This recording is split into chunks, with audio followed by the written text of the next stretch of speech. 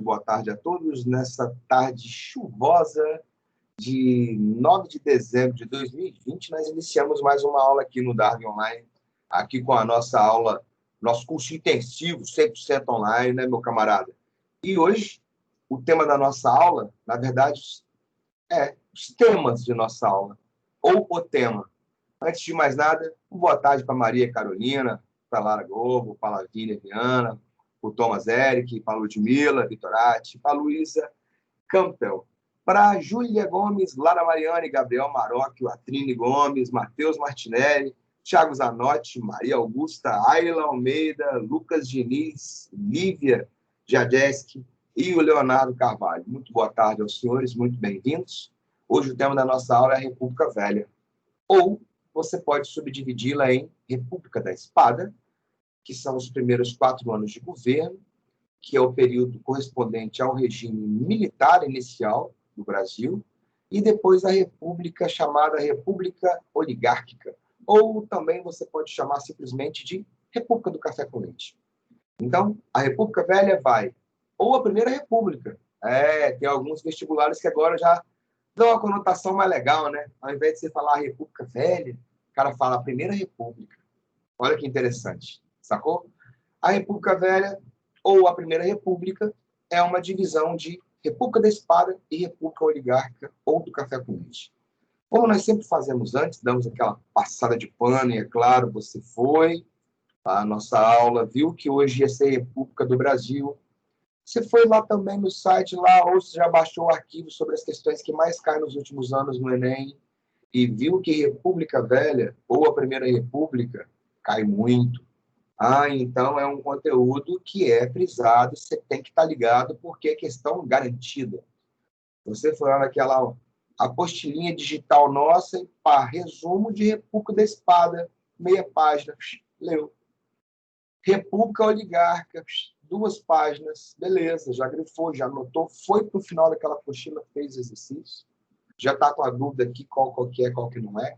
Para você que tem mais tempo, você foi lá no DA 24 horas, e já deu um play na República da Espada, já começou a assistir de Gênesis Apocalipse. Você vai ver em pouco tempo aquilo que demora meses para se dar numa sala de aula. Lá no DA 24 horas, só ir lá e pum, pum, pum, pum, em cima da outra. São aulinhas de 5 minutos, 7 minutos, fragmentada, um pedacinho depois do outro, sacou? E chegamos aqui, para poder passar aquele pano.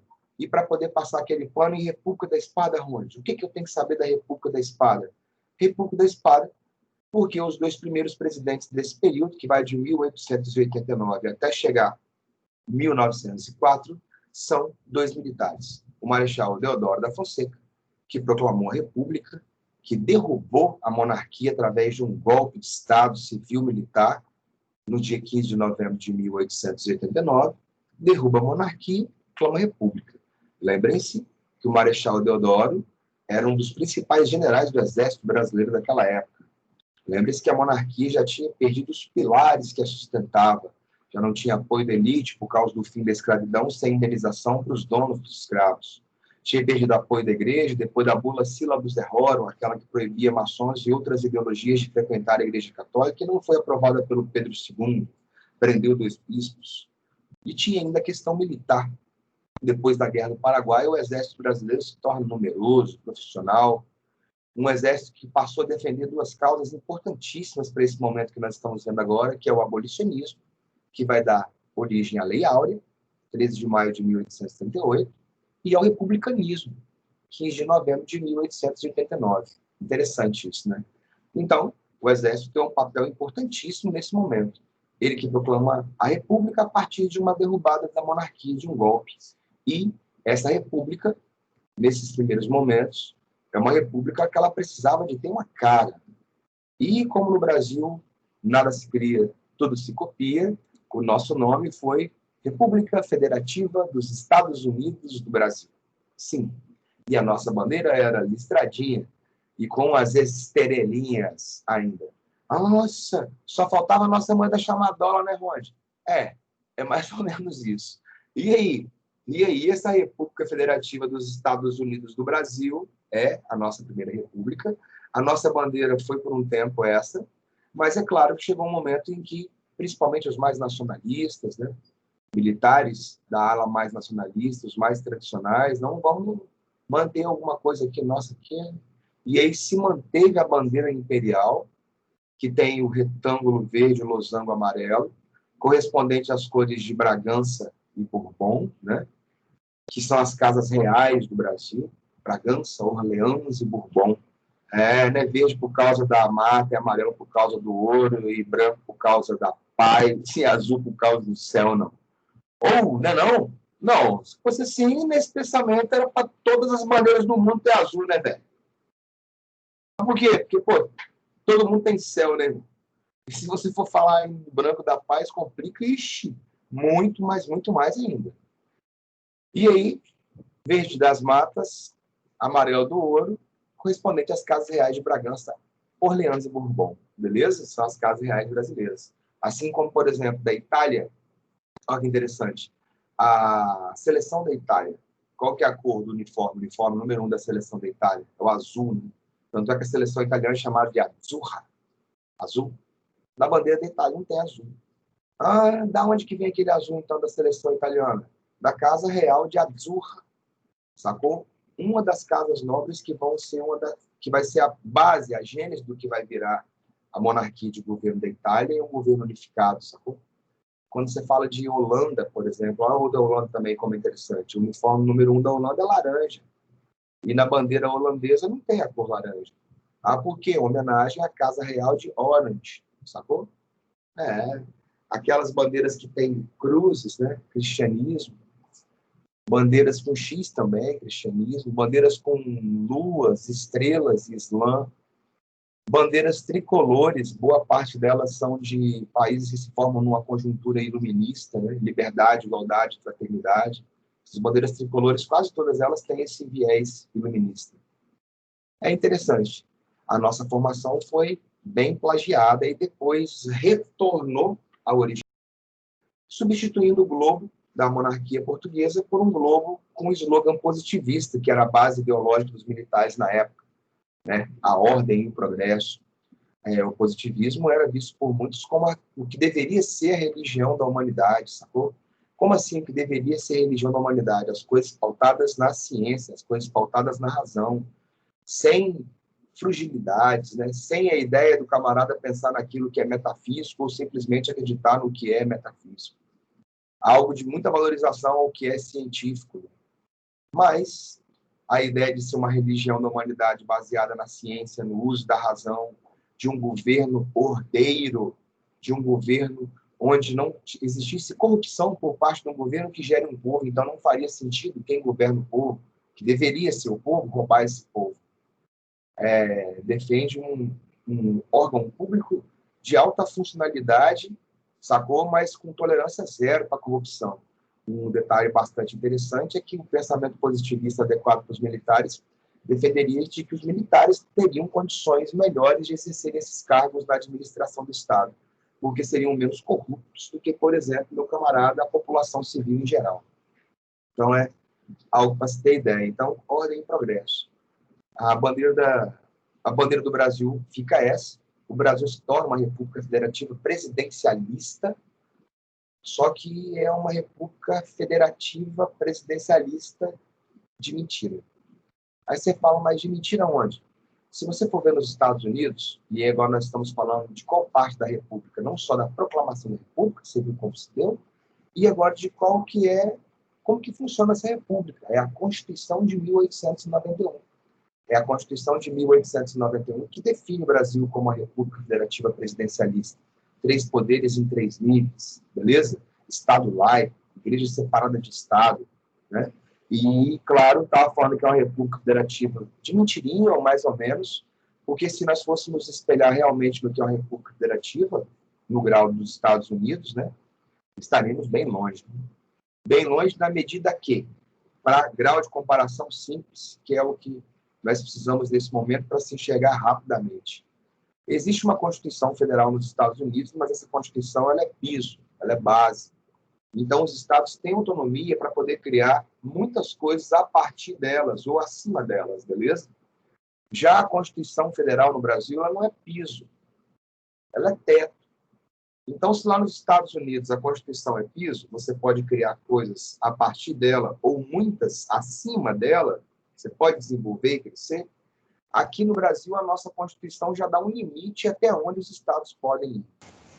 Ou seja, se é teto, os estados têm uma autonomia controlada. Não vai ter, por exemplo, então, uma lei federal que fala assim, ó, é proibido andar de moto sem capacete.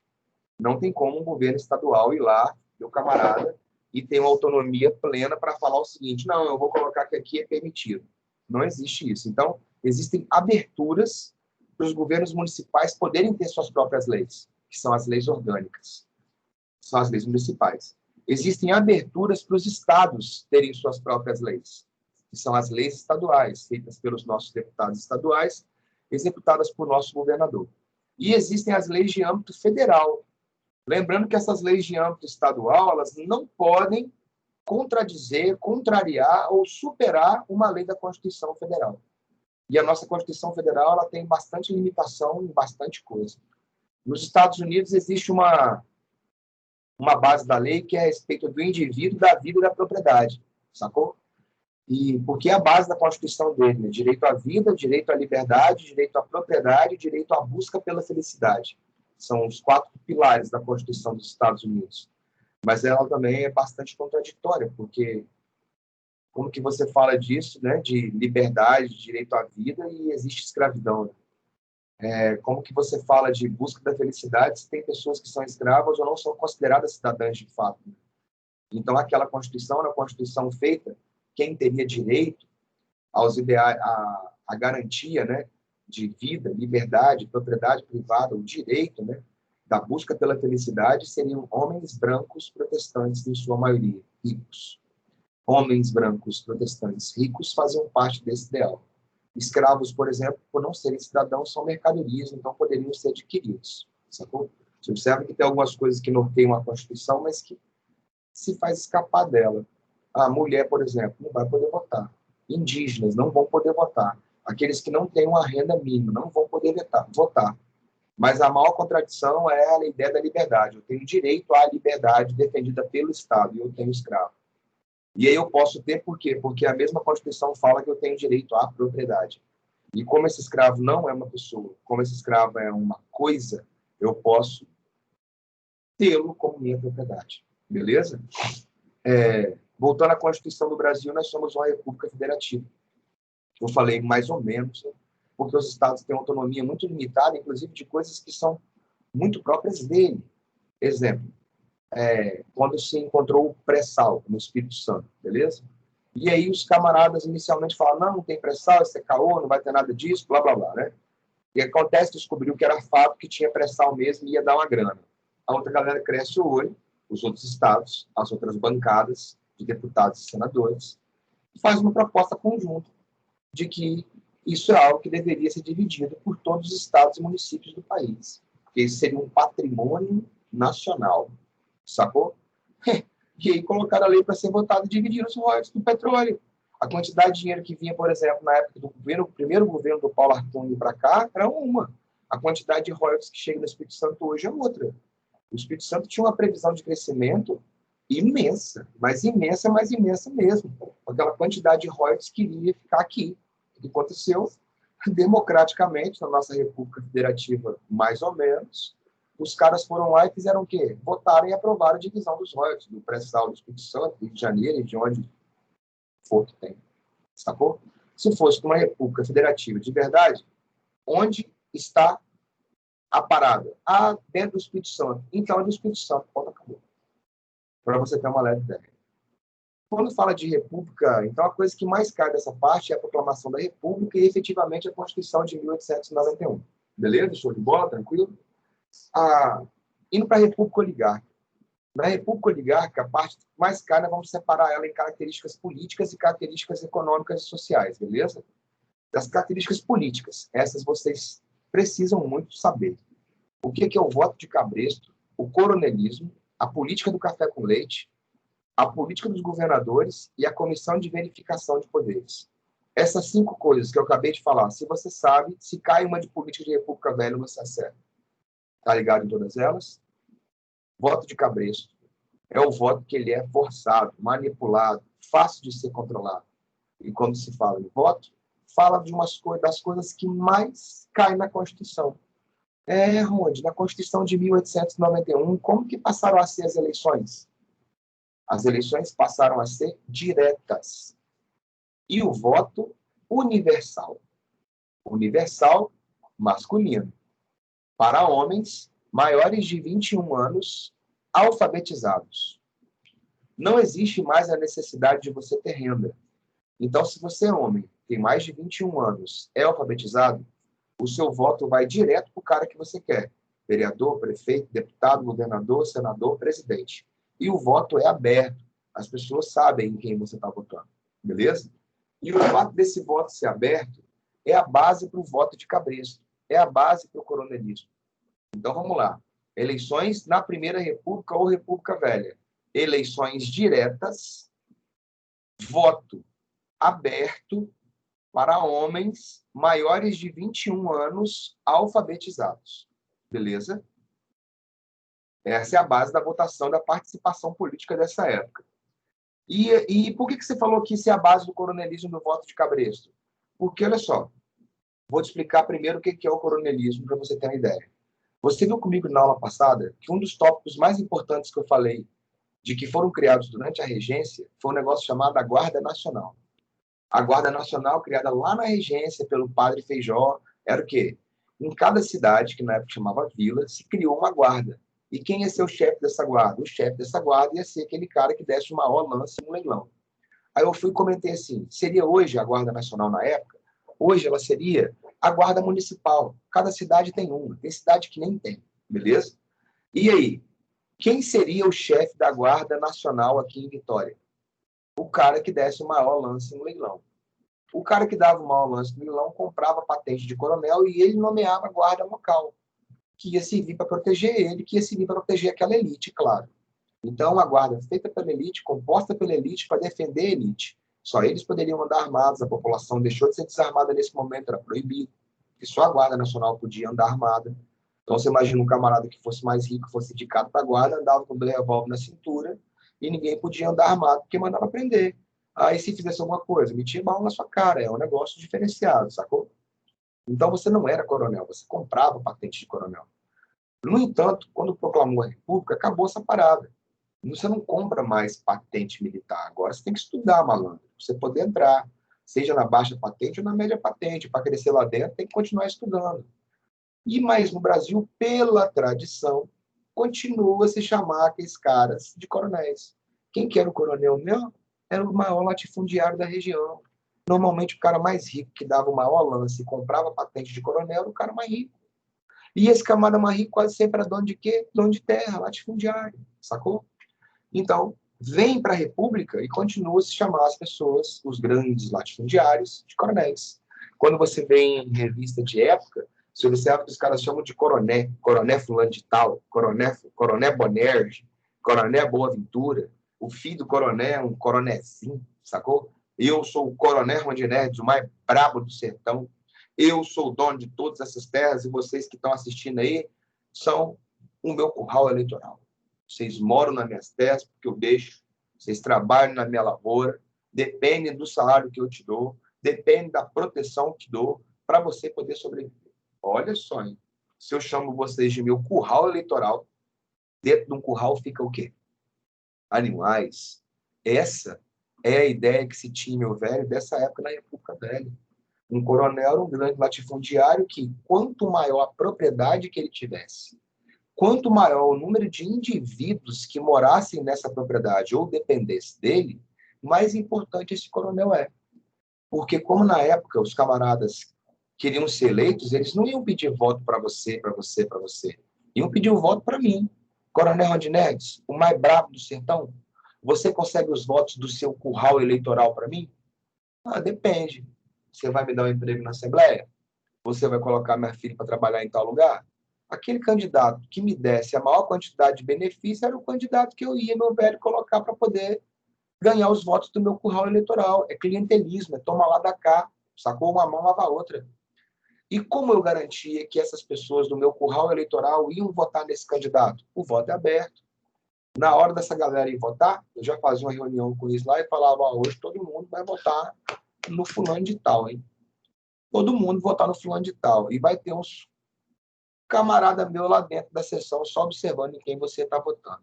Os camaradas da sessão poderiam ser desde capanga, que estava ali do seu lado, olhando em quem você ia votar, ou poderia ser o mesário. Quase sempre era ele mesmo.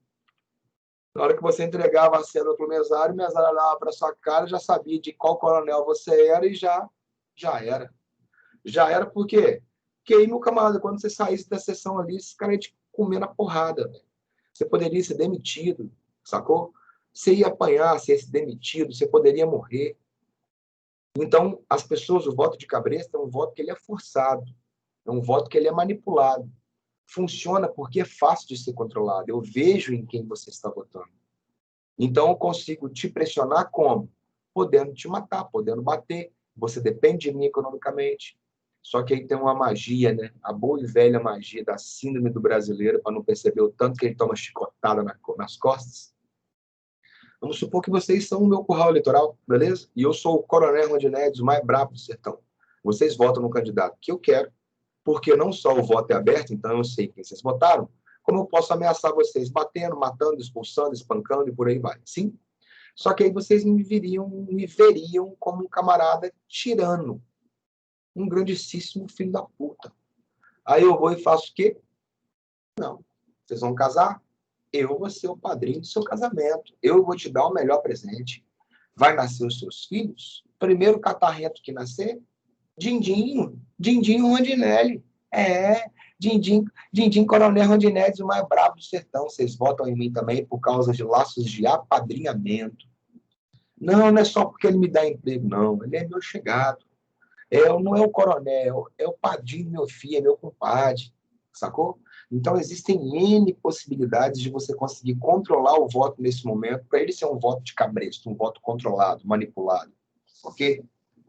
Quem tem o poder do voto é o coronel. Para quem o coronel indicar o voto, ganha a eleição. Ele vai indicar para aquele camarada que dê mais benefício para ele. Fazer a estrada passar aqui, uma linha de trem, uma ponte. Agora o outro. Política do café com leite. O que é a política do café com leite? Não vai me meter lá na prova que é porque São Paulo produz café e Minas produz leite. Vou até beber uma água. Aí você fala assim, você está de sacanagem, não é não? Pô, aprendi já hoje que não era verde da mata nem amarelo do ouro. E aí? Qual que é? Ah, não é não? Não, velho. Na verdade, se fosse levar o nome ao pé da letra, deveria ser política do café. Aí você fala, mas por quê? Porque o que importa naquele momento economicamente é café. Sacou? O que se exporta é café. Não se exporta leite. Passou a exportar leite no Brasil um dia desse aí, quase não exporta nada ainda. E ainda bem, né? Que quando começar a exportar, você imagina o valor do litro de leite aqui no Brasil. Você já pensou nisso? É, é isso aí, fiote. Já imaginou? E aí, o que acontece? O que é a política do café com leite? São Paulo, de fato, e Minas Gerais são os dois maiores produtores de café, que é o que importa. Então, o interesse da elite de São Paulo é o mesmo interesse da elite de Minas, porque são os dois maiores estados produtores de café. Ah, mas além disso, Minas Gerais também tem a maior elite do café, a maior produção de leite do Brasil. Ok, mas o leite se representa comercialmente? Não. São os donos de leite que vão se fazer representar politicamente mais do que os de café? Não, eles fazem parte da parada. Sacou? Então, o que é política de café com leite? Acordo entre os dois principais estados, os dois maiores produtores de café, São Paulo e Minas Gerais. Além disso, Minas Gerais e São Paulo eram os dois maiores colégios eleitorais do Brasil. Ou seja, Minas Gerais era o estado que mais tinha eleitor no Brasil. São Paulo é o segundo estado que mais tinha eleitor do Brasil. E, além disso, Minas era o primeiro lugar em produção de laticínios. Mas traz o nome, então, café com leite para quê? Porque café com leite traz a ideia de uma combinação. Traz a ideia de um acordo, mas o combinado mesmo que é o mais legal. Café com leite combina. Combinado, está feito, acordo, pode crer? É claro que talvez para a sua geração você está pensando assim, pô, eu gosto mais de é leite com Nescau. É. Ah, eu gosto mais é de leite com Nesquik, aqui do bigode amarelo sabor câncer. Pode ser, ovo maltinho. Se você fosse um cara da roça igual eu, leite queimado com açúcar, show de bola, sacou? Mas para a galera dessa época e até hoje, para boa parte da população, o básico é o café com leite. É o que combina, mistura os dois que dá certo, sacou? Combinação, acordo entre os dois estados que mais produziam café e que mais tinham eleitores do Brasil. Os dois se apoiam e os dois se mantêm no poder. Ora paulista, ora mineiro. Não havendo necessariamente a obrigatoriedade da rotatividade. É combinado. E o combinado não sai caro. Ó, nessa próxima eleição, combinaram paulistas e mineiros que o candidato vai ser mineiro. Ok. Na outra eleição, combinaram paulistas e mineiros que vai ser mineiro de novo. Ok, não tem problema. Beleza? Não são todas as vezes que é obrigatório ter. É acordo. Show de bola? Próximo. Política dos estados. Ou política dos governadores. O que é isso? É uma forma que o café com leite tem de conseguir mandar nos estados. Como que São Paulo e Minas faz para conseguir mandar nos estados que estão fora desse eixo? Sacou? Simples. Como que acontece? Amarra um estado ao outro politicamente e no favor da verba. Aí você fala, mas como? Simples. Os estados deveriam dar apoio político ao governo federal. Como assim? Vou pegar um exemplo da agora para você poder sacar qual é que é a parada, né? Pega a ideia, pega a ideia. Pega a visão, como diz os novinhos agora aí. Pega a visão, tio. Pega a visão que você vai ver qual é que é. Vamos supor que o governo hoje, nosso camarada Jair Messias Bolsonaro, colocasse uma lei lá no camarada, Lei X, beleza? Lei X, para ser votada. Como que o Estado do Espírito Santo apoia politicamente o governo federal? Ou seja, como que o Estado do Espírito Santo apoiaria politicamente o presidente da República, Jair Messias Bolsonaro? Votando a favor das leis que ele propõe. Sim? Então, se o executivo, o presidente, Jair Messias Bolsonaro, colocar para ser votada a Lei X, os deputados federais e os senadores do Espírito Santo, a bancada capixaba na Câmara e no Senado, devem votar a favor das leis do executivo, das leis do presidente. Isso é apoio político do Estado do Espírito Santo ao governo federal. Em troca, aí que vem a grande malandragem da República Brasileira, que é a República Federativa de Caô, porque se nós fôssemos uma República Federativa de verdade, boa parte do que nós produzimos de riqueza ficaria com nós, ou com a gente, sacou? Ficaria com a gente. Não o contrário, como acontece hoje. Hoje os municípios produzem e mandam para os estados produzem e mandam para o governo federal. O governo federal é que vai mandar de volta para os estados e os estados vão distribuir para os municípios. Você já parou para pensar só nisso? Numa república federativa, a autonomia é muito maior. A maior parte dos dividendos gerados dentro de um estado são colocados ou alocados dentro desse estado. Estou querendo dizer que o Espírito Santo pode mandar 1 bilhão para o governo federal e como o governo federal vai somar tudo e mandar de volta para o Espírito Santo, ele pode mandar 1 milhão só. Voltando ao papo. Colocou a Lei X, beleza? Se os nossos deputados e senadores votarem a favor, esse é apoio político. Esse apoio político se converte em verba e obra pública. O Jair Bolsonaro vai conceder mais verbas ou vai realizar obras públicas no estado do Espírito Santo, para beneficiar aquele estado que deu apoio político a ele. Mas por que chama política dos governadores, Ronde? Não são os governadores que votam a favor ou contra? Ótima pergunta, meu camarada gafanhoto. Aí você fala, por que então? Porque quando a verba chega no Estado, quem é que vai gerir essa verba? São os governadores. Então, por isso que é chamado de política dos governadores ou política dos estados. Então, eu vou fazer um rapidinho para você sacar. Como que funciona? Estados que apoiam politicamente o governo federal, votando a favor das leis do governo federal, recebem mais verbas de obras públicas. Portanto, a possibilidade dessa elite local se perpetuar no poder é muito maior. Se você for um estado de oposição, e votar contra o governo federal, o governo federal vai mandar pouca verba e pouca obra pública para o seu estado. O seu governo tem uma chance de ser um governo medíocre, que não aumentou o salário, que não criou nada, que não produziu nada. A chance de você ganhar a próxima eleição é quase zero. Sacou? Então você imagina, por exemplo, nos últimos 16 anos, o Espírito Santo, que é um estado bastante antipetista, sendo governado por governos do PT. E aí vem aquela parada que você fala assim, eu sou contra. Pá, sou contra esse governo, sou contra esse governo, e é o governo federal que vai mandar boa parte das verbas para o estado, cara. E aí? E aí você imagina que o camarada é lá do PT, como eu estava te falando, e o estado é um estado antipetista, e é desse tamanho, tem pouquinho eleitor, e não define eleição em lugar nenhum, tem uma bancada de nada. Os camaradas vão ficar querendo mandar muita verba e obra pública para cá. Sacou? Política é mais do que você pensa só em volta do seu umbigo. E a política, ela é nefasta. Ela é por quê? Quer dizer, então, que eu não posso ser oposição? É basicamente isso que eu acabei de dizer para você. Se você for um Estado que politicamente é opositor do governo federal nesse momento, você tem uma chance, meu velho, de não arrecadar e de não ter a quantidade de verba que você imaginava que ia ter para poder gerir o seu governo. Se nós fôssemos uma república federativa de verdade, não importava qual era o governo federal. Por quê? Porque boa parte dos recursos gerados dentro do Estado do Espírito Santo ficaria no Estado do Espírito Santo. Eu não tinha que mandar esse dinheiro para o governo federal e ele mandar para o Estado que ele quer, não. Então, são reformas ou propostas mais aprofundadas que deveriam ser feitas nessa área. Senão, você vira refém mesmo. É sinistro. Então, o Estado apoia politicamente o governo federal, votando a favor das leis do presidente. O presidente manda mais obras e verbas públicas para aquele Estado, fazendo aquela elite daquele lugar que elegeu aqueles representantes se perpetuarem no poder. Beleza?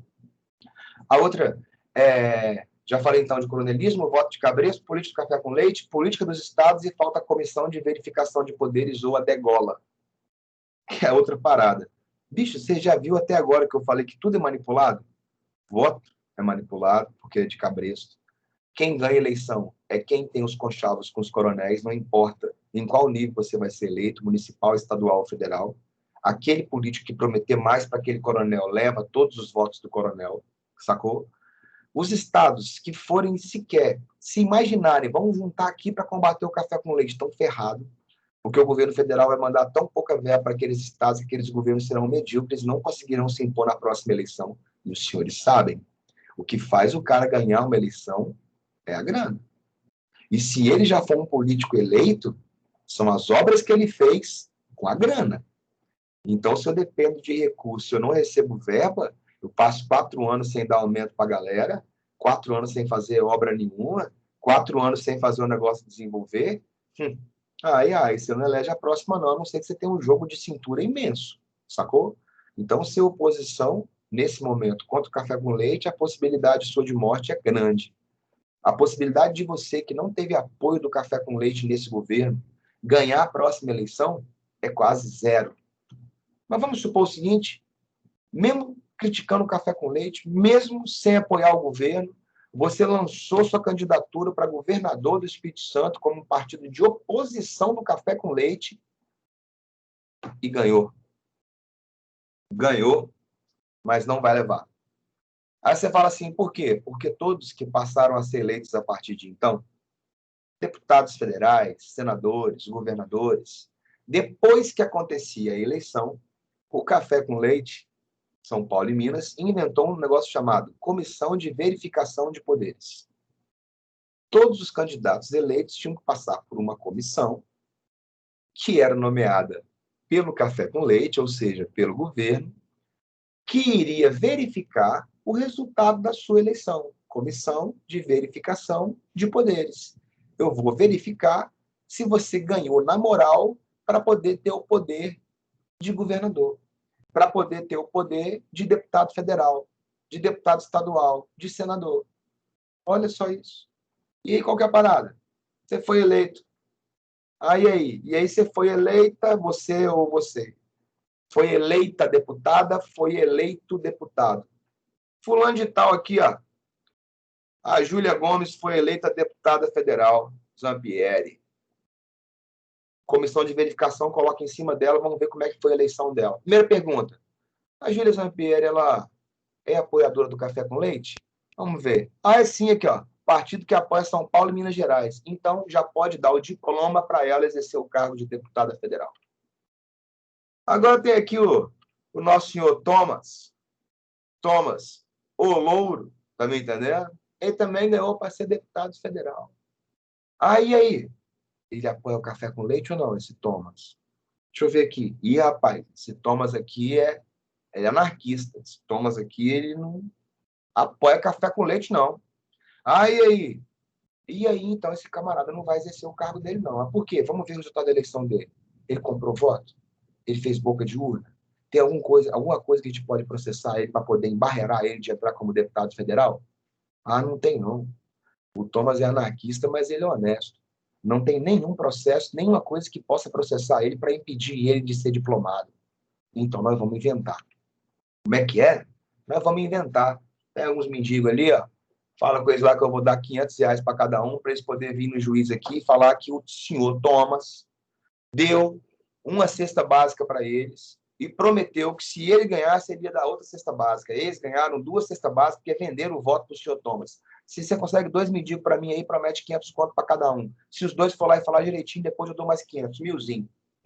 Ah, meu pai. Os caras vão inventar que o senhor Thomas Louro cometeu fraude, comprou voto, boca de urna. E até o senhor Thomas conseguir provar que focinho de porco não é tomada, e ele não vai, a comissão de verificação de poderes irá afirmar que ele está impossibilitado de ocupar o cargo de deputado federal do Estado do Espírito Santo para o qual foi eleito, porque ele comprou votos. Então ele vai sofrer a degola. Ah, vai cortar o pescoço do Thomas. Não. Ele é um nome figurado. Ele vai ser impedido de ocupar o cargo para o qual ele foi eleito. Pergunta: depois de você ver isso, qual que é a chance de um partido de oposição ou uma pessoa significativamente importante politicamente contrária ao governo chegar ao poder? Nesse estado de coisa? Zero. Aí quando o camarada fala, pô, então vai votar para quê? Vai ter isso para quê? São perguntas que nós podemos nos fazer até os dias de hoje. Parte política já foi. Parte econômica. Borracha. Nós começamos a falar no Império. O Brasil vai comprar o Acre, vai assinar o Tratado de Petrópolis em 1903, comprou o Acre da Bolívia, devendo dar à Bolívia 2 milhões de libras esterlinas e ainda fazer a tal da estrada de ferro Madeira-Mamoré, que ligaria a Bolívia até o Atlântico, que até ontem não ficou pronta. Economicamente, surto industrial por causa da Primeira Guerra, nós falamos de Primeira Guerra. Durante a Primeira Guerra, o Brasil desenvolve a indústria de substituição. Por que substituição? Porque antes o que nós comprávamos importado, agora passa a ser feito no Brasil, pelo menos uma parte disso. Então, você acabou substituindo um produto importado por um produto agora nacional. Indústria de substituição. Nós tivemos um surto industrial durante a Primeira Guerra. Mas por quê? Porque durante a guerra, quem abastecia o Brasil de industrializados não está conseguindo abastecer do mesmo jeito, porque está em guerra. Durante a guerra, indústrias que concorriam com as indústrias brasileiras não concorrem mais. Ah, por quê? Porque tem seus territórios devastados pela guerra. Então, o Brasil teve uma chance de produzir para se abastecer, para exportar, gerou muito emprego, gerou muita renda, foi um surto industrial que nós tivemos. Mas a parte mais importante é o café. É o café? É o café. O café vai bombar. Não vai ser à toa que vai ser a República Oligarca ou a República do Café com Leite, que eu falei que seria melhor se fosse só a República do Café. Pode crer? E aí, velho? E aí o café, ele inicialmente eu falei que é no Rio de Janeiro, depois se expande para o Vale do Paraíba, do Vale do Paraíba, Rio de Janeiro, se expande para São Paulo, Minas Gerais, chega inclusive no Espírito Santo. Um detalhe interessante que é de 1870 para cá que nós temos o estado do Espírito Santo, meu velho, com uma intensidade de povoamento majorada pelo fato de que muitos imigrantes vêm para cá. E muitos vêm, não só imigrantes, né? É um outro detalhe massa, né? Por que tem tanto italiano, tanto alemão que veio para o Espírito Santo? Porque em 1850 foi feita uma lei de terras que proibia a doação de terra pública. Então você não podia chegar simplesmente, morar na terra e a terra ser sua. O governo tinha que te dar a terra ou vender a terra. Raríssimos governos no Brasil deram terra. Claro que eles vão preferir vender. E basicamente eles vendiam para os caras que eram os mais ricos, que já eram os grandes proprietários. Só que em alguns estados a ocupação populacional era muito baixa, igual, por exemplo, o Espírito Santo. Você imagina que em 1870, apenas 17% do estado do Espírito Santo era ocupado. 17%. E os caras em plena expansão no café, cara, pocando de vender café e as terras inflacionando no São Paulo, Rio de Janeiro, Minas Gerais. Aí os caras lembraram, pô, tem o Espírito Santo, né? É.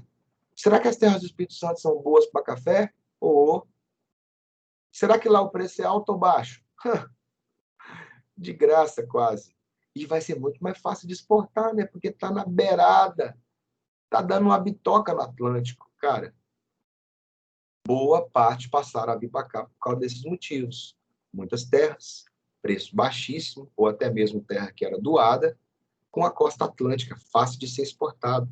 Você vê hoje que eu estou te falando, é você sair da praia aqui agora, sacou? E chegar aqui em Domingos Martins em 40 minutos. Véio. Você sair do nível do mar e ir para 1.000 e talalau de metro. É diferente.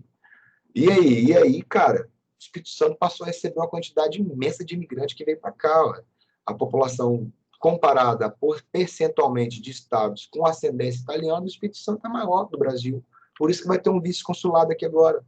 Está aí pronto para começar a funcionar daqui a pouco, já está show de bola.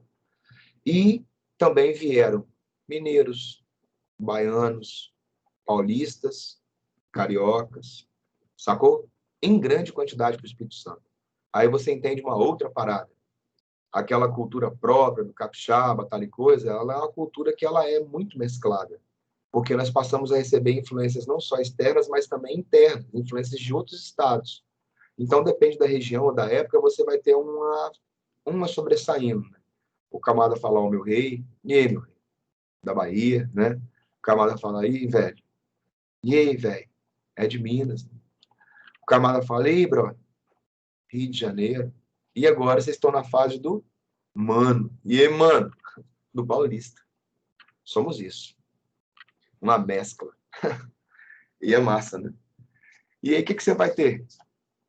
Então, nós tivemos imigração em grande quantidade, café, falei de Espírito Santo, porque nesse momento aí tem um grande boom. E na parte social, as revoltas. Beleza? Aí passamos a parte econômica, que foi borracha, surto industrial e café, que é o que é o mais importante. E aí, nesse café tem um tema importante para se falar. O tal do Convênio de Taubaté. O que era o Convênio de Taubaté? Todo café que fosse produzido e não fosse exportado, o governo se comprometia em comprar esse café e estocar esse café. Aí você fala assim, mas para quê? Para não dar prejuízo à elite cafeeira, que obviamente era a mesma que governava o Brasil. Então chegou um momento que o café dava tanto dinheiro, dava tanta grana. Beleza, isso deu certo por décadas. Só que chegou um momento que o café começou a saturar o mercado. E quando começa a ter um excesso de café no mercado, o preço do café cai. É o óbvio. Né? E aí, mesmo acontecendo isso, a elite brasileira continuava a produzir café. E cada vez produzindo e plantando mais. E aí, o que acontece? Super oferta de café no mercado, café cai, tem um preço que vai cair drasticamente. As elites que governavam o Brasil eram as elites do café, e essas elites do café vão utilizar o Estado para se dar bem. O que é esse acordo de Taubaté, ou o convênio de Taubaté? O governo se comprometia a comprar dos cafeicultores todo o café que eles não conseguissem exportar. O governo compraria esse café por um preço mínimo e estocaria esses cafés no armazém. Quando você pega e compra o café do cafeicultor, o Estado comprou o café, ele comprou com qual dinheiro? Ou foi dinheiro dos impostos que você pagou para ter saúde, educação, transporte, energia e segurança, ou foi de empréstimos, que faz o país se endividar para o cafeicultor não ter o prejuízo. Isso recebeu o nome bonitinho de política de socialização das perdas. É legal, né? No Brasil não socializa ganho, não. Mas é massa um programa de governo que anuncia a socialização das perdas. Né? Por que perda? Você não pagou imposto para ter saúde, educação, transporte e energia? Aham. Eles não compraram café? Ah, por que perda? Os caras não pegaram empréstimo para poder comprar o café? Aumenta o imposto. Quem é que perdeu? Você. Política de socialização das perdas. E ainda causava a valorização artificial do preço do café, que é o brasileiro dando um jeitinho para tentar enganar o mundo. Aí você fala como? O maior produtor de café utilizava o governo para poder comprar o que sobrava e estocava. Se eu estoco o café, eu retiro o café do mercado. Se eu retiro o café do mercado, falta café no mercado. Se falta café no mercado, o preço do café sobe. Os cafeicultores vendiam na alta. Quando saturava o mercado, caía, o governo tinha que comprar. Qual que é a chance do cafeicultor se dar mal? Nenhuma. Porque se eu não conseguir exportar, o governo compra. Com qual recurso o governo vai comprar esse café? Dos impostos e de empréstimos. Mas o país se endividava e a população junto.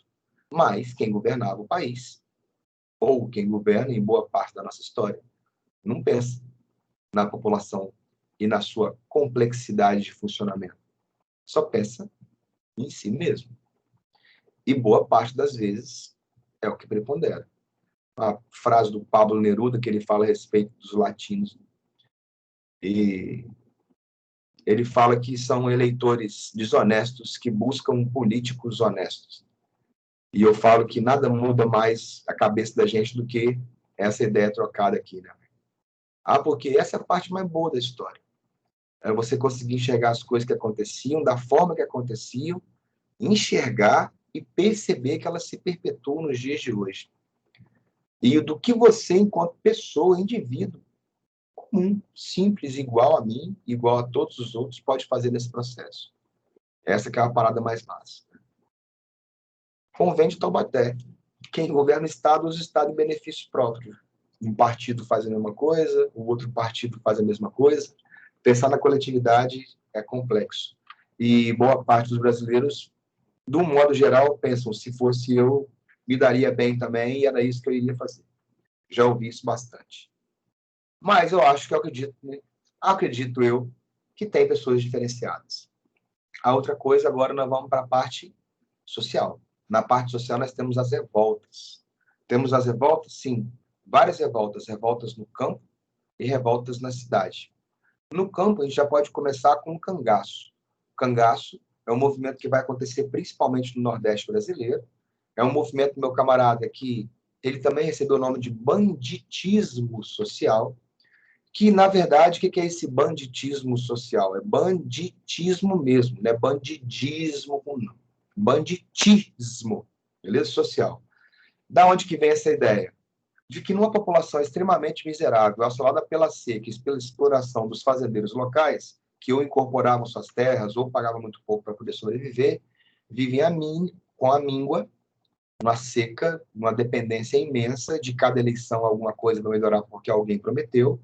Isso não é da agora, isso é de bastante tempo.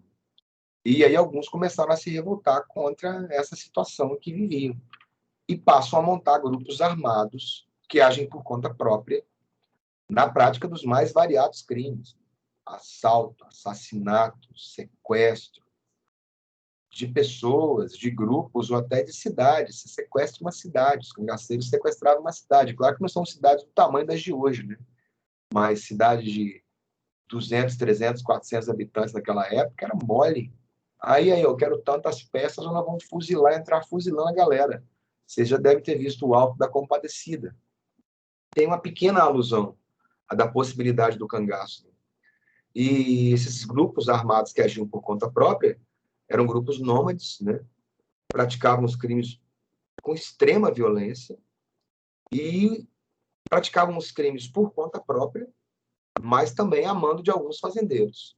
Amando, que eu digo, é amando, beleza?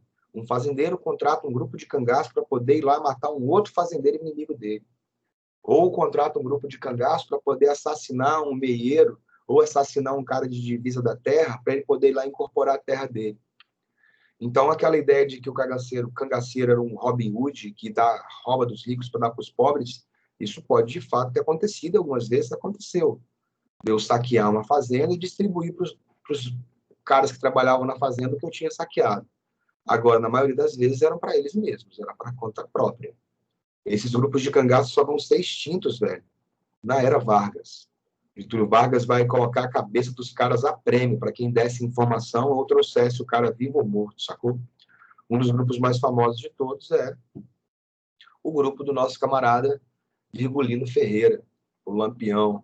Agora nós temos um aí no Darwin.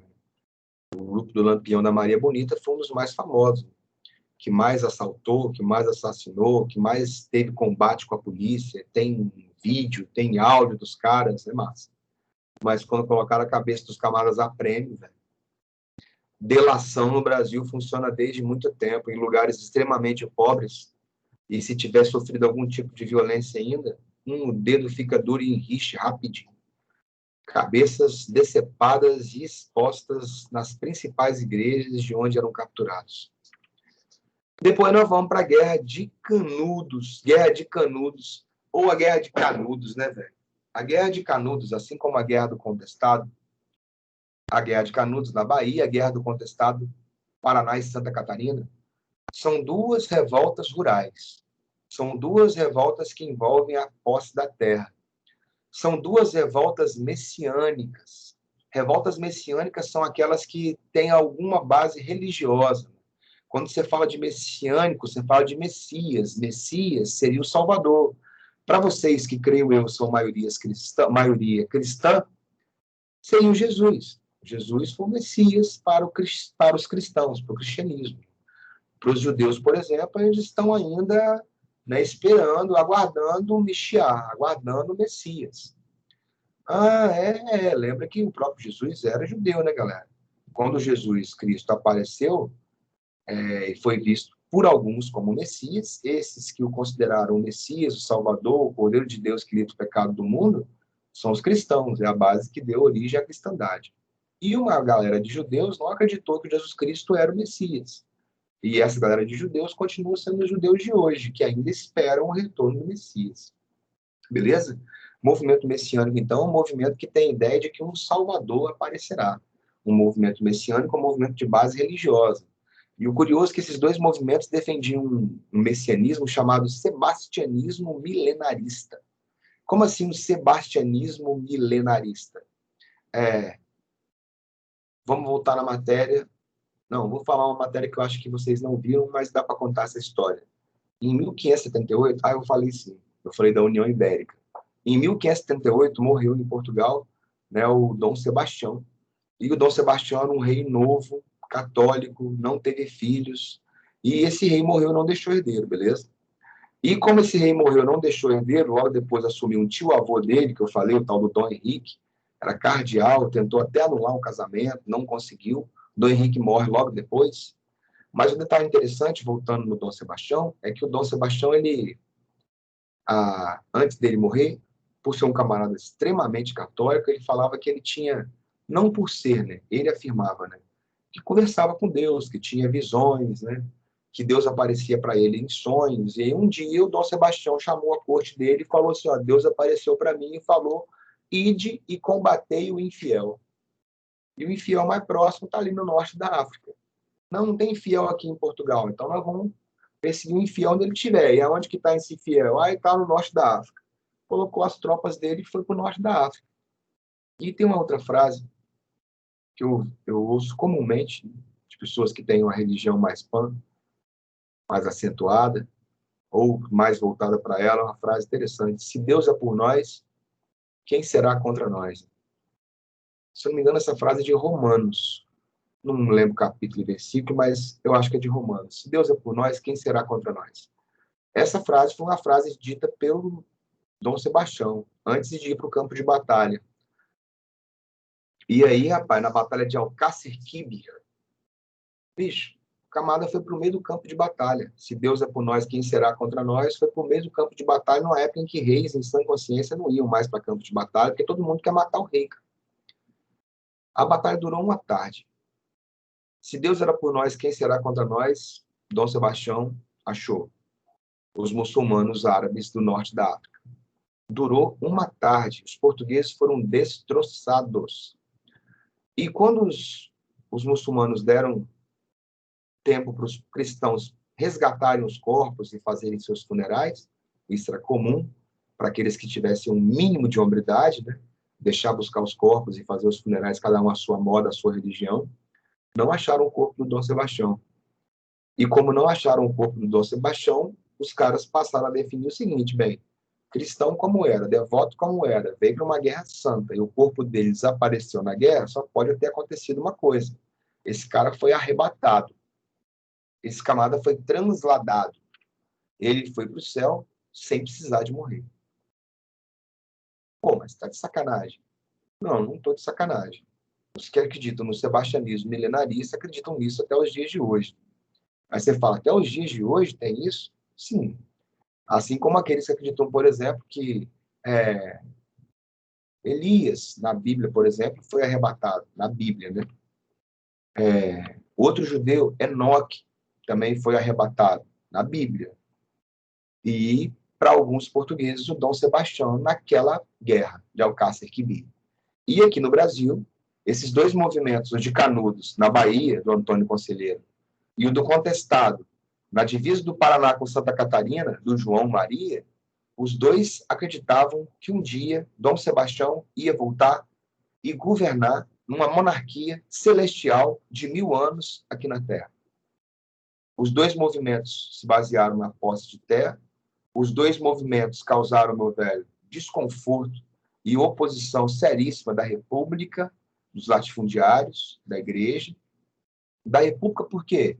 Porque os caras falavam que a República era o governo do cão, era um governo que acabou com o casamento, que criou o casamento civil, que iria substituir o casamento religioso, que era o mais importante, de que, pô, os caras acreditavam na teoria do direito divino dos reis, né, velho? Dom Sebastião vai voltar vivo do céu para governar.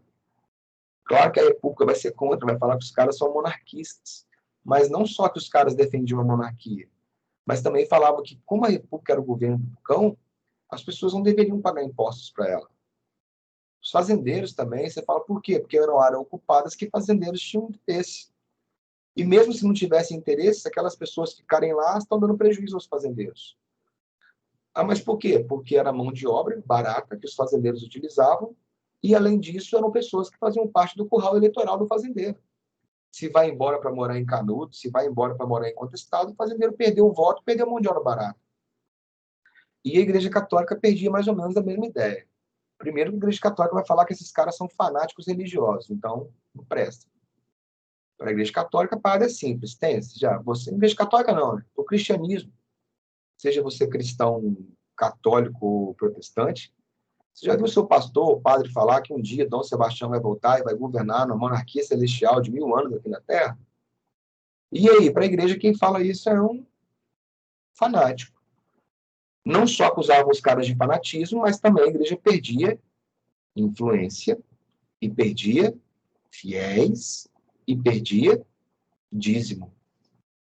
As duas comunidades foram completamente arrasadas por tropas federais. Beleza? Completamente. As revoltas urbanas, nós temos a revolta da vacina, que, diga-se por passagem, é um tema que cai todo ano, quase todo ano cai uma revolta da vacina e parece que cada vez vai cair mais, né? Os caras estão aí, vota se vai ser obrigado a tomar a vacina da Covid, se não vai. E eu falo para você que eu vou bastante para o meio popular, no meio da galera, cara, eu ouço cada uma, inacreditável.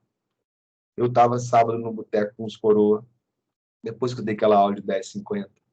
E aí, os coroa que eu falo é coroa mesmo, 64 anos, 68 anos, o dono do bar tem 75.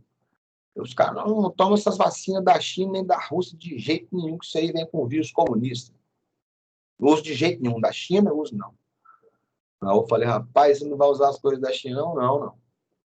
Falei, então tira o óculos, tira a bermuda, tira o sapato, tira a meia, tira, vai tirando. Ah, por quê? Eu falei, porque com base nesse argumento do senhor aí, você vai acabar ficando pelado aqui. Sacou? Tem de tudo, tem de tudo. Ideia de tudo que você pode imaginar. E, claro, os caras vão falando, eu dou a zoada e respeito, né? O Plínio, 75 anos de idade, fala, nunca tomei uma vacina na minha vida, seu Rondinelli. Nunca tomei uma vacina, entendeu? Essa vacina aí, entendeu? Isso é tudo mentira, entendeu? É só comer um dente de alho. Meu pai da glória, cara. Meu pai da glória. E tipo assim, não tem como. Não tem jeito de fazer nada contra a vacina. E não é só eles, né, cara? Aí você fala, por quê? Olha aí os milhões aí que deixaram de vacinar nos últimos tempos por causa dessas ondas, cara. O camarada bebe cachaça, velho, que nem sabe de onde foi feita. Sacou? Feito com água sanitária, feita com cloro, tá me entendendo? Etanol, que é aquele do posto de gasolina misturado no meio da parada. Bebe aquilo. e vão falar que não vão tomar a vacina.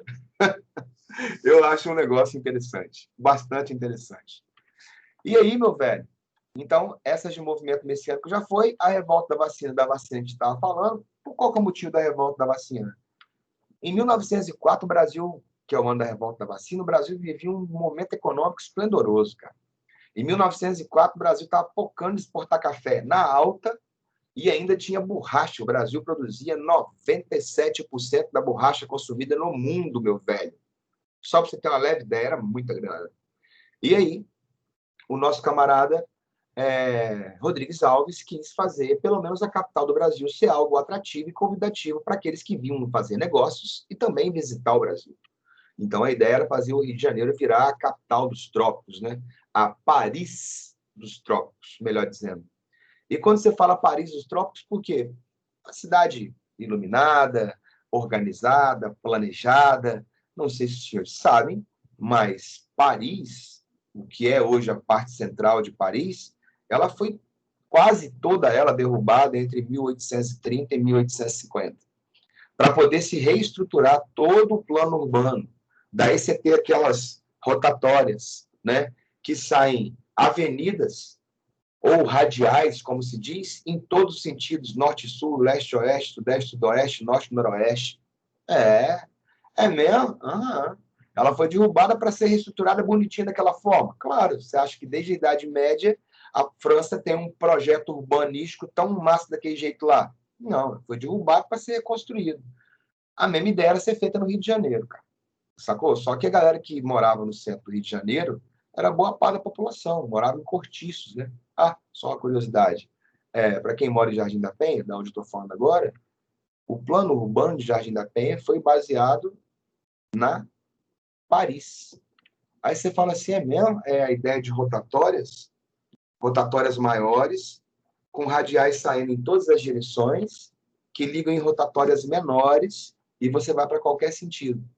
Chega, depois você faz um teste, fala assim, Paris de cima, e vê a rotatória grandona e as avenidas saindo. Depois você coloca lá assim, Jardim da Penha de cima, que você vai ver qual é que é. É inspirada de lá, no plano urbanístico de Paris. Temos alguns planos interessantes aqui. Em Vila Velha nós temos um que é o Ibis. O Ibis é uma central, como se fosse o centro de um girassol, sacou? E você tem as pétalas. Cada pétala daquela é um bairro, sacou? É um bairro não, é uma comunidadezinha, né? Dividiu o bairro em pétalas, pode crer, com a rotatória grandona no meio e assim, ó, circundando as casas. Muito legal mesmo. E aí, no caso do Rio de Janeiro, qual que é o problema? Boa parte da população morava no centro do Rio de Janeiro, empilhados em cortiços, habitações populares de 2, 3 andares, sem esgoto, sem saneamento, cubículos mesmo, infestado de pulga, rato, barata, cólera, malária, febre amarela, muita desgraça que você imaginar tinha no Rio de Janeiro do começo do século XX, cara. Era uma pocilga, literalmente falando. Ah, por quê? Porque você mijava, cagava e jogava no meio da rua.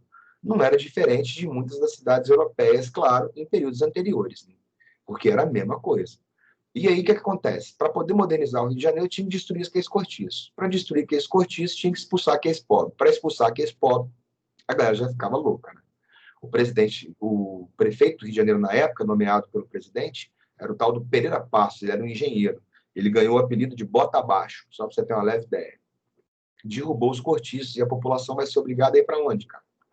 Como é que eu expulso a população, eu derrubo o prédio, eu vou colocar os caras aonde? Ah, eles vão para a periferia do Rio de Janeiro, é o momento que você tem um boom de ocupação de encostas, de morros e favelas. É o momento que você tem um boom de bairros que são surgidos nas periferias da cidade. Aquele filme Cidade de Deus, que você vê aquele local todo terraplanado, aquele monte de casinha, é aquele momento, sacou?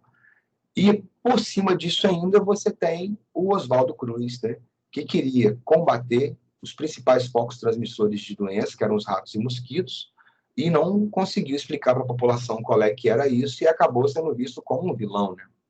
Aí você fala por quê? Porque para combater rato, a primeira forma foi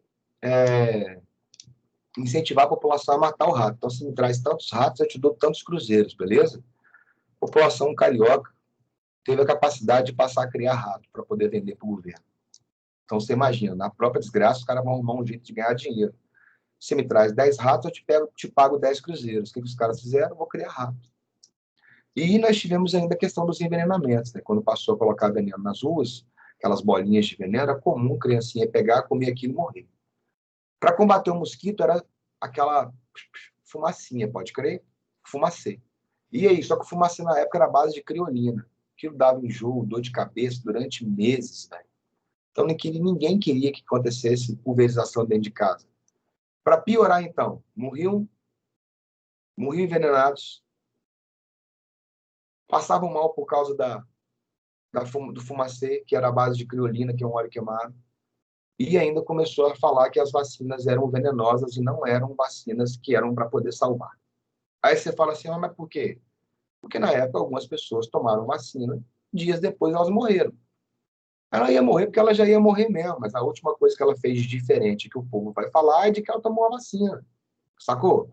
Não tinha os exames de IML que tem hoje, sacou? Para definir o que foi a sua causa-morte com a precisão muito amplificada.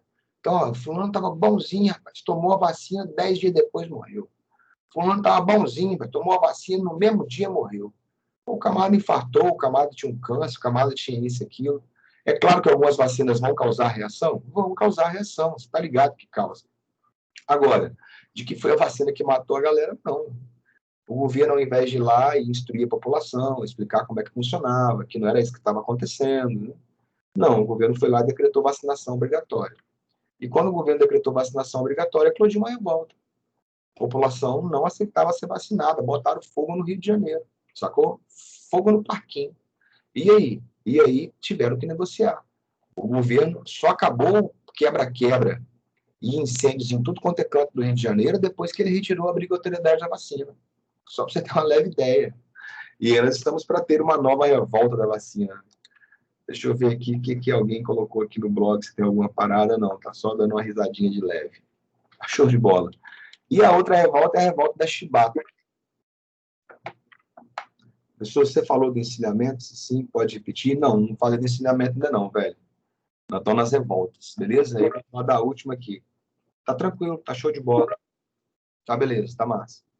E o que vai acontecer? Já a revolta da chibata é outra revolta no Rio de Janeiro, só que essa revolta aí ela é feita pela Marinha do Rio de Janeiro. A Marinha do Rio de Janeiro, na época, a Marinha brasileira, na verdade, né? Desde o Floriano Peixoto, a Marinha brasileira comprou navios de guerra muito novos, né? Comprou navios de guerra na Inglaterra, né? Inglaterra, Estados Unidos. E os marinheiros, para poder pilotar essas belonaves, foram para a Inglaterra para fazer o treinamento. E quando os marinheiros brasileiros foram para a Inglaterra fazer o treinamento para pilotar os navios mais poderosos de guerra no mundo na época, que o Brasil comprou deles, se endividou até as calças, né?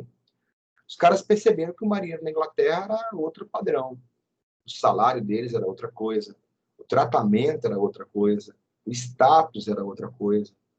E mais outra coisa o quê? No Brasil, o camarada apanhava, o racismo era impressionante, servia de 10 a 15 anos, recebia uma miséria, castigo físico o tempo todo, sacou? É, a revolta da vacina vai ser ocasionada por esses motivos. Os camaradas, ó, serviço militar, que hoje é de 1 ano, na época era de 10 a 15 anos.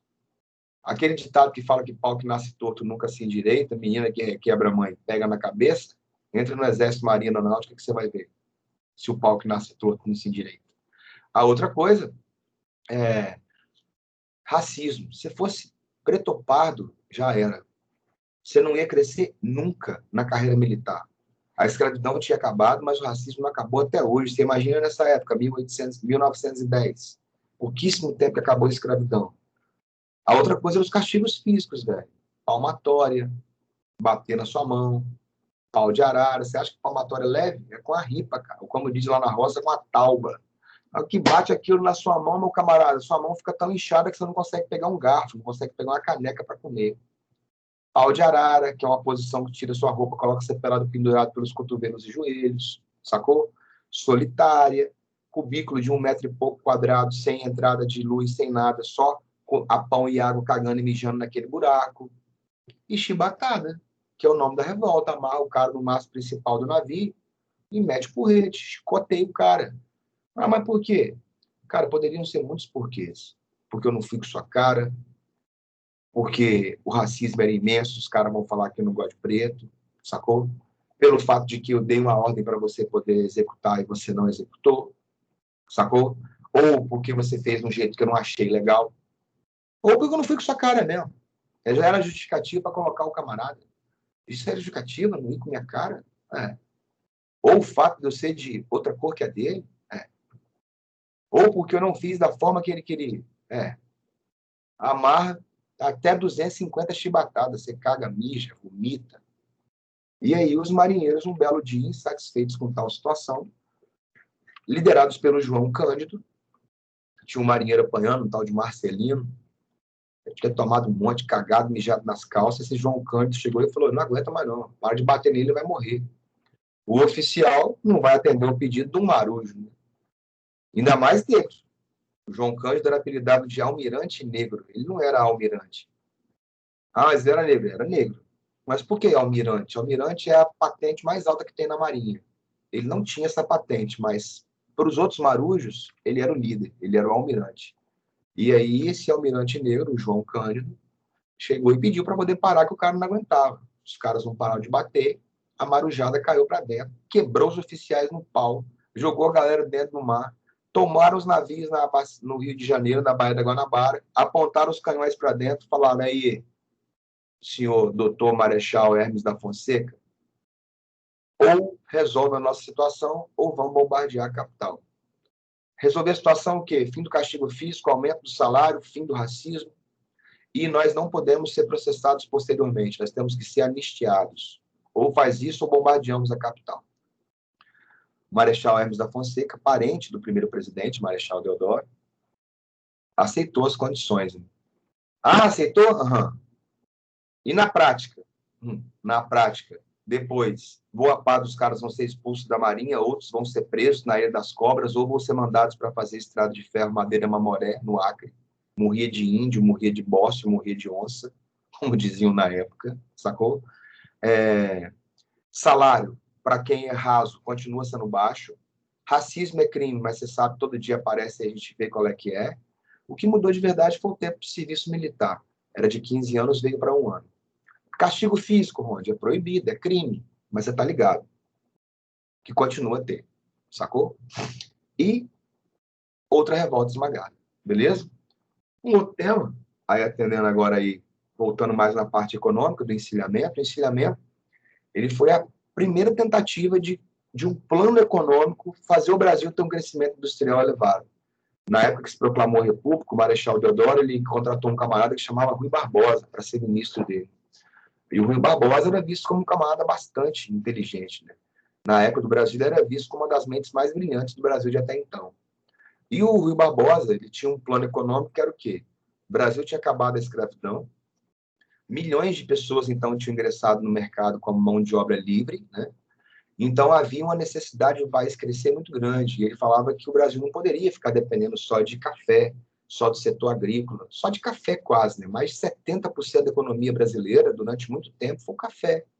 E ele falava, se acontece uma praga, se tiver uma superprodução, o país pode quebrar.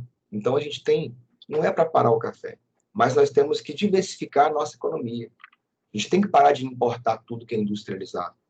Tem que gerar emprego e renda para dar para essa galera que é ex-escravo, para esses montes de imigrantes que estão chegando aqui. Quanto mais gente recebendo, quanto mais gente trabalhando, mais gente recebendo, mais gente consumindo, e o mercado vai girando assim. Só que para você poder tocar um projeto de uma verdadeira revolução industrial, como ele queria aqui, nós passarmos a produzir os nossos próprios produtos, gerando emprego, gerando renda e ficando aqui dentro, ao invés de importarmos, mandar o nosso dinheiro para fora, fazer a nossa balança comercial ficar desfavorável, não gerar emprego e renda aqui. Essa é a ideia do Barbosa. Muito boa a ideia dele. Só que a grande parada é que para você fazer essa indústria nacional funcionar, gerando emprego e renda num volume alto, é necessário investimento de grande porte. É necessário uma infraestrutura para que esses negócios deem certo. Não tem como montar indústrias de grande porte se eu não tenho estrada, se eu não tenho rodovia, se eu não tenho ferrovia, se eu não tenho mineração, se eu não tenho siderurgia, se eu não tenho metalurgia, se eu não tenho energia, se eu não tenho porto, se eu não tenho aeroporto. Enquanto não tivermos uma infraestrutura de verdade, e eu falo isso até os dias de hoje, porque isso que eu falei para vocês sabem muito bem como que estão no Brasil agora, o país não cresce, velho. Se você não tiver uma infraestrutura que é essa, transportes, energia, locomoção, porto, aeroporto, siderurgia, ferrovia, você vai continuar sendo um país subdesenvolvido que agora tem que falar em desenvolvimento. Né? E aí?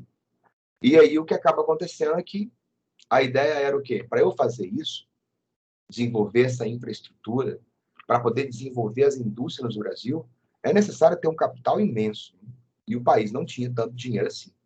Lembra que para a Inglaterra fazer a revolução industrial dela, ela teve que ter acumulação primitiva de capital, a burguesia chegar ao poder do Estado, ter reservas de ferro e carvão, que era matéria-prima, ter mão de obra, que foi os enclosures, expulsar a galera do campo, ter lugar para poder criar ovelha e ter lã para poder virar o tecido. No Brasil, já começava o primeiro problema, não tem grana. Não tem grana? Não. Então, vou pegar empréstimo. Quem vai emprestar dinheiro para o Brasil se industrializar?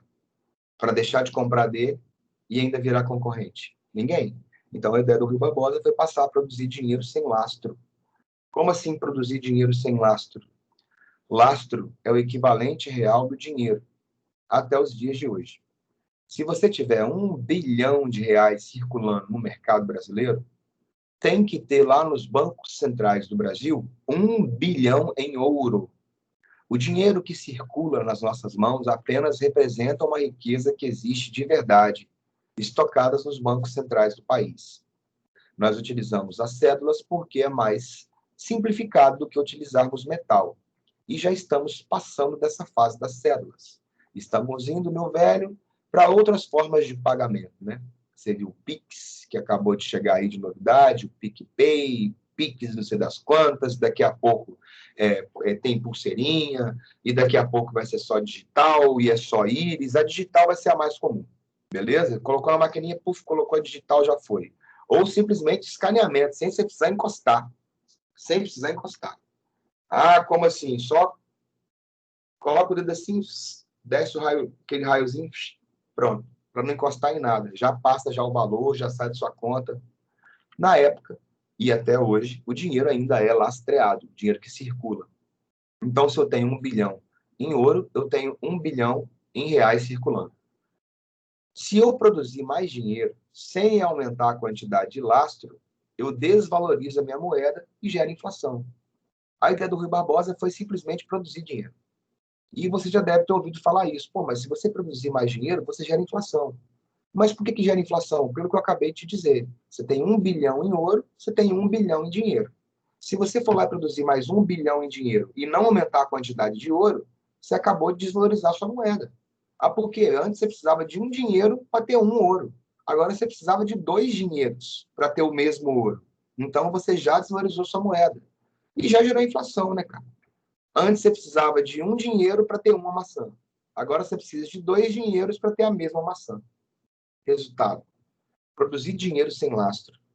E emprestar o dinheiro sem fiscalizar quem estava pegando. Boa parte eram empresas fantasmas que foram criadas. Não fiscalizar efetivamente esse controle fez simplesmente gerar várias empresas fantasmas no Brasil. O dinheiro emprestado não foi aplicado de fato, então não gerou emprego e não gerou renda. Quando o governo foi tentar receber o dinheiro que havia disponibilizado para as pessoas pegarem emprestado e abrir os negócios, gerar emprego e gerar renda, não consegue achar o cara, porque agora ele percebe que a empresa é fantasma. Então, o governo vai sofrer uma quebra gigantesca, porque emprestou dinheiro e não recebeu, porque não fiscalizou e eram empresas fantasmas. Não gerou emprego, não gerou renda, não gerou exportação, não gerou produção dentro do Brasil de fato. Apenas se produziu mais moeda, se desvalorizou a nossa moeda, gerou uma fortíssima inflação e uma crise econômica que vai demorar 4 governos para terminar. Pode crer? Show de bola? Massa? E aí, meu camarada, nós vamos então... Valeu? Mas, de qualquer forma, velho, eu aconselho você a ir lá no DAR 24 horas, aí você vai lá e clica em vídeos, História do Brasil, e coloca encilhamento. Você vai ver que maneiro.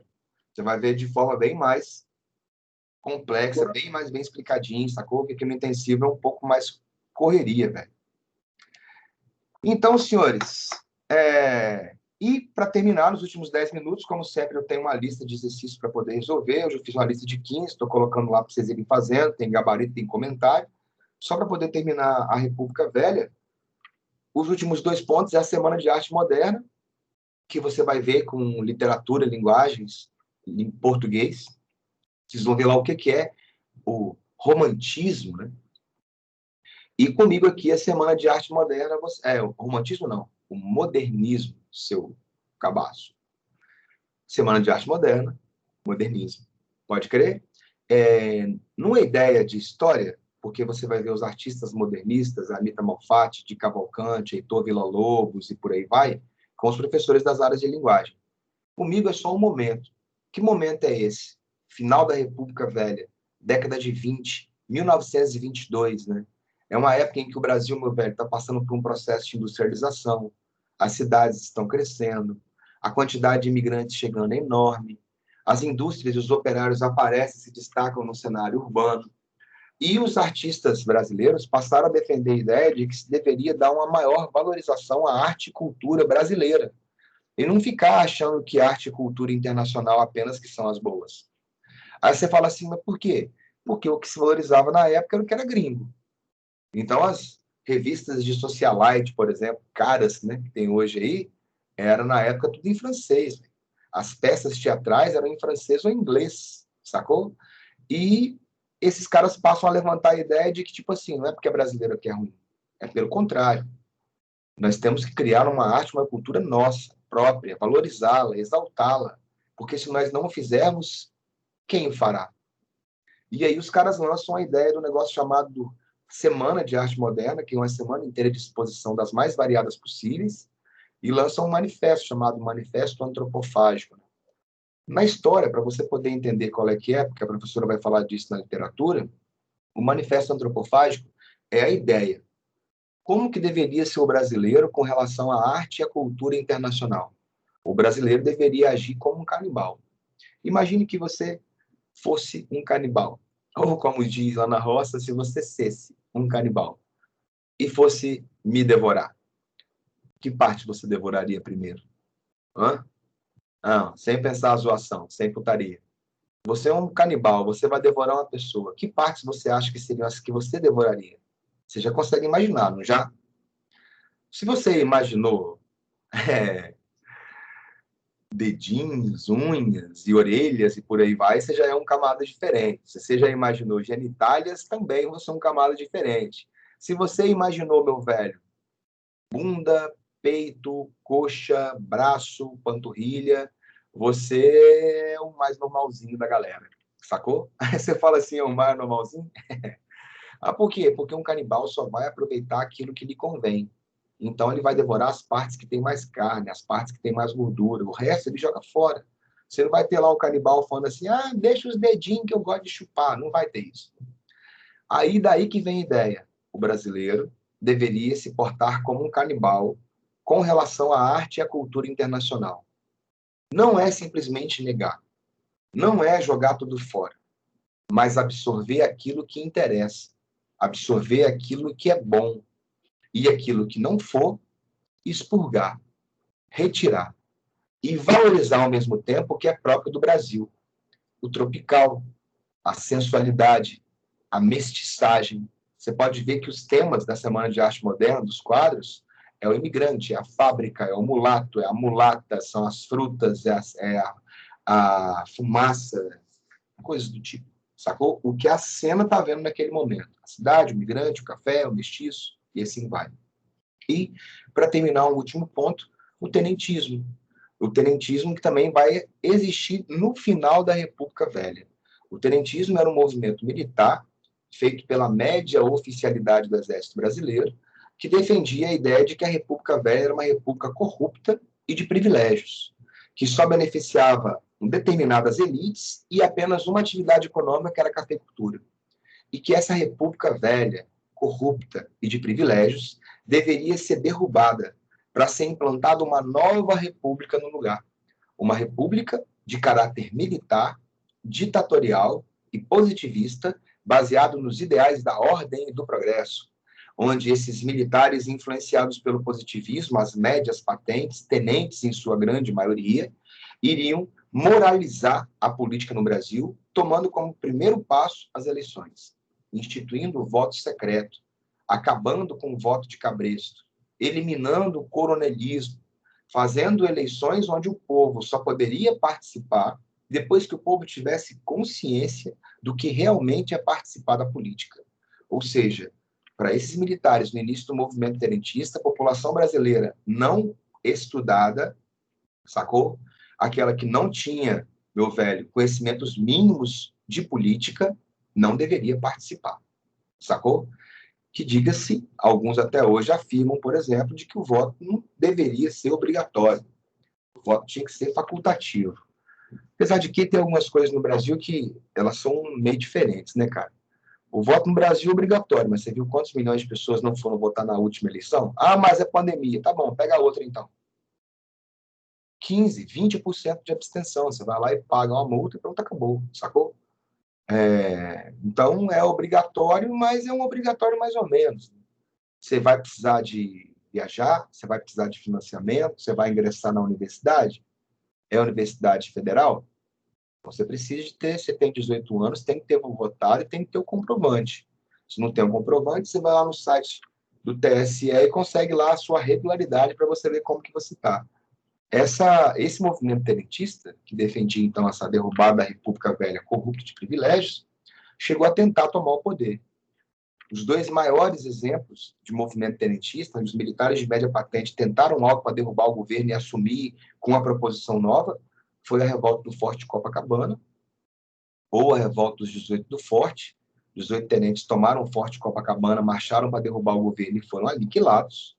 E o movimento tenentista, a coluna Prestes, do Luiz Carlos Prestes, que chegou a percorrer quase 25 mil quilômetros no Brasil, tentando esclarecer a população sobre a realidade, na expectativa de que o povo iria se tornar conhecedor da realidade e iria apoiar a revolta dos tenentes para derrubar o governo. Após percorrer quase 25 mil quilômetros e 11 estados, o movimento tenentista não conseguiu obter o apoio popular. Perseguido por tropas do governo e por tropas de coronéis, acabaram se refugiando na Bolívia e no Paraguai. Finalizando a coluna, Luiz Carlos Prestes daqui agora vai para a União Soviética, vai ser treinado no Partido Comunista Russo e vai voltar na próxima década como Luiz Carlos Prestes, criador da ANL. Mas isso é a próxima matéria. Senhores, show de bola. Beijo para vocês. Como eu falei, ele é um assunto muito amplo, né? A República Oligárquica cai muito, então hoje eu preferi tentando lembrar o máximo possível de coisas da República Velha, das que mais caem, e a lista de exercícios eu vou publicar para os senhores fazerem, beleza? Tudo exercício de 2019, 2020, 2019, todos novinhos, com gabaritos e comentários no final. Foi um prazer estar com vocês nessas duas aulas. Beijo, até mais, tchau.